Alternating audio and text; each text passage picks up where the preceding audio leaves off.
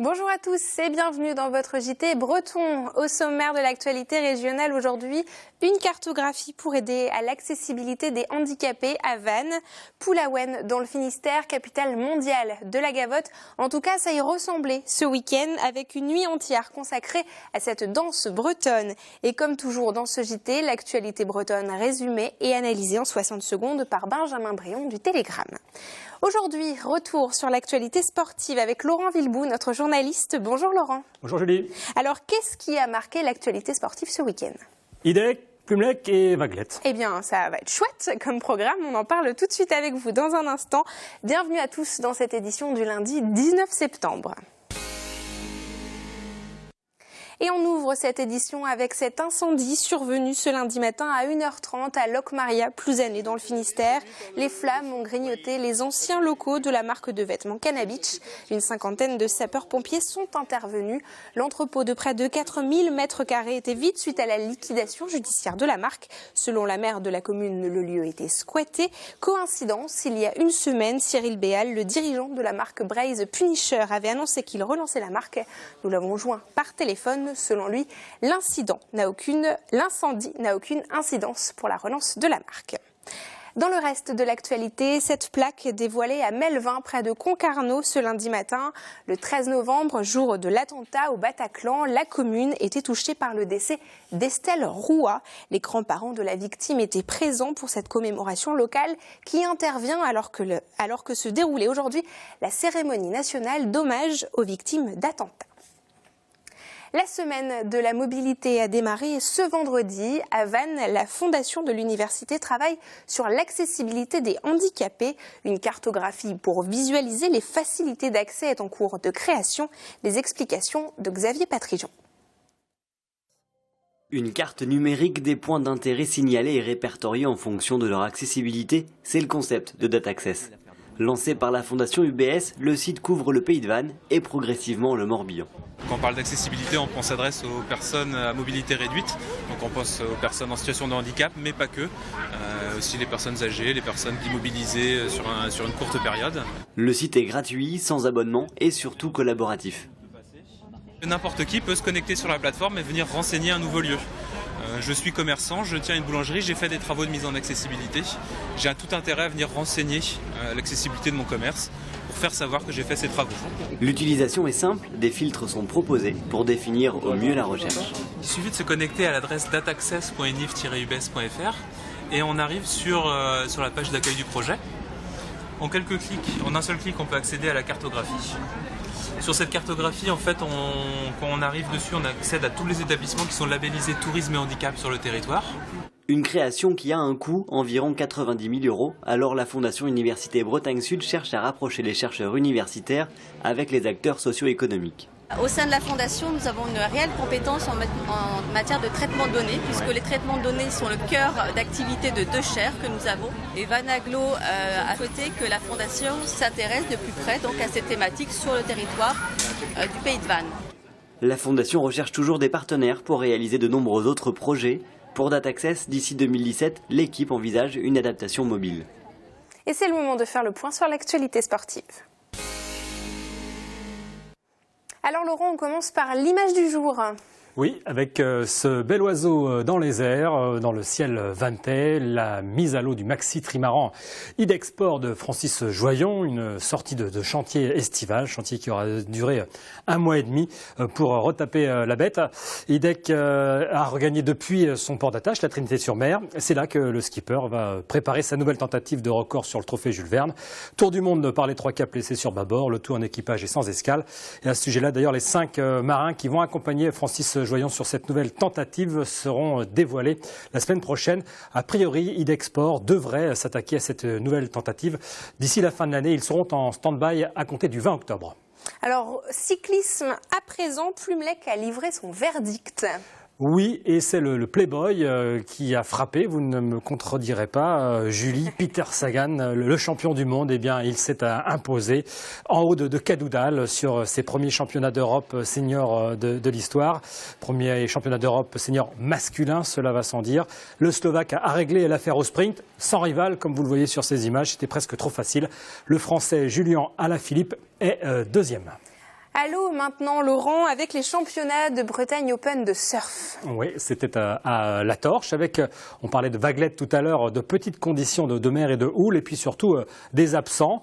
Les ténors Yann Fontaine et Gaspard Larsonneur n'étaient pas là. Sur ces images, la dernière évolution de celui qui sera titré, Théo Julit, licencié à Quiberon. Il en a donc profité pour décrocher lui son premier titre régional. Notez que Théo Julit vient d'intégrer le pôle espoir de La Torche. C'est plutôt une bonne pioche. Merci beaucoup Laurent pour toutes ces explications. On vous retrouve très bientôt.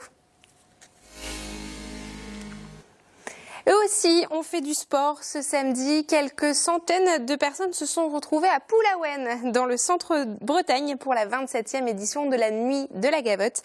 Camille Pochet est entrée dans la ronde pour nous. La Nuit de la Gavotte, c'est fait pour danser, mais on y trouve aussi du cinéma, du cabaret ou encore des causeries. La chanteuse Marthe Vassallo parle de musique bretonne au Café Commère. Elle nous livre en passant le secret de cette danse qui enflamme Poulaouen. Ça n'a rien de particulier. Les autres danses, on pourrait dire la même chose. C'est juste que ça nous amuse profondément. Non, la gavotte, ce qu'elle a de particulier quand même, c'est que c'est une des danses les plus répandues sur le territoire de la Basse-Bretagne. Elle est déclinée de plein de façons.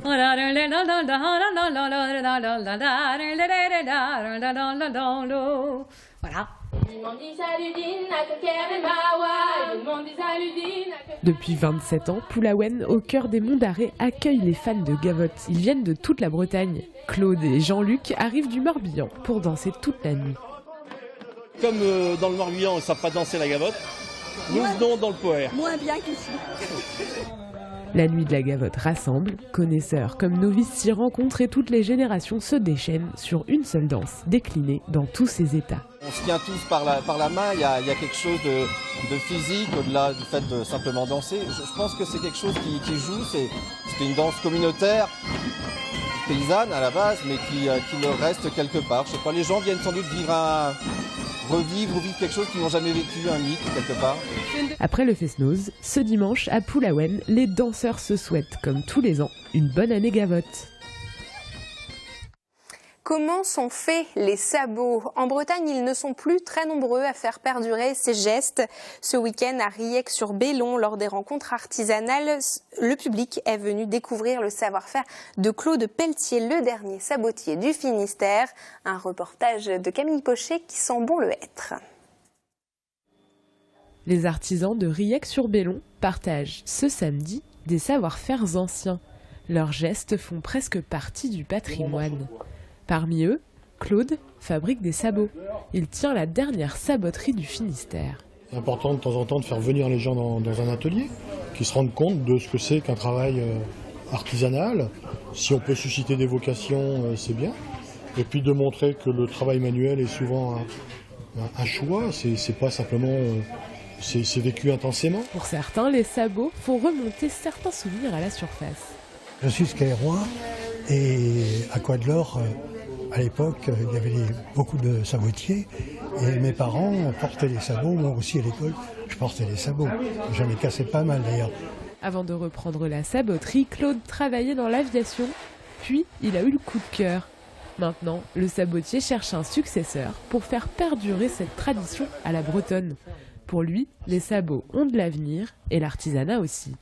J'en fabrique à peu près 2000 paires par an. C'est déjà un chiffre qui n'est pas anodin. Et puis, qui portent mes sabots, monsieur, madame, tout le monde dans leur jardin. Pas pour travailler, mais juste pour sortir. Puis ils sont vendus dans les coopératives agricoles, dans quelques magasins de chaussures qui arrivent encore à survivre.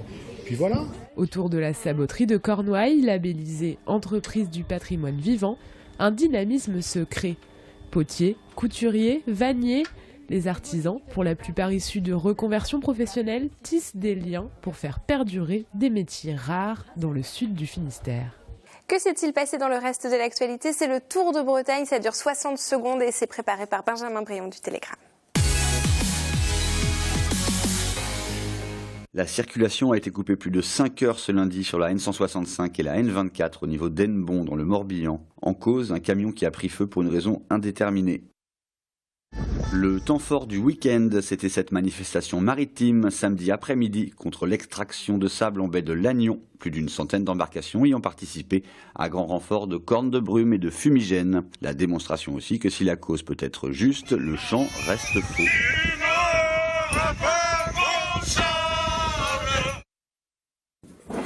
Plongé 70 ans en arrière ce week-end à Plouénan dans le Finistère pour les besoins d'un film sur le réseau de résistance Shelburne. C'est le réalisateur Nicolas Guilloux qui était derrière la caméra dans la cave d'un passionné d'histoire. Sans dévoiler la fin du film, on peut vous dire que les Allemands ont perdu. Enfin, les Journées du patrimoine à Paimpol ont permis de découvrir non seulement le coco, mais aussi le costume très saillant nécessaire à son ramassage. Avis aux amateurs.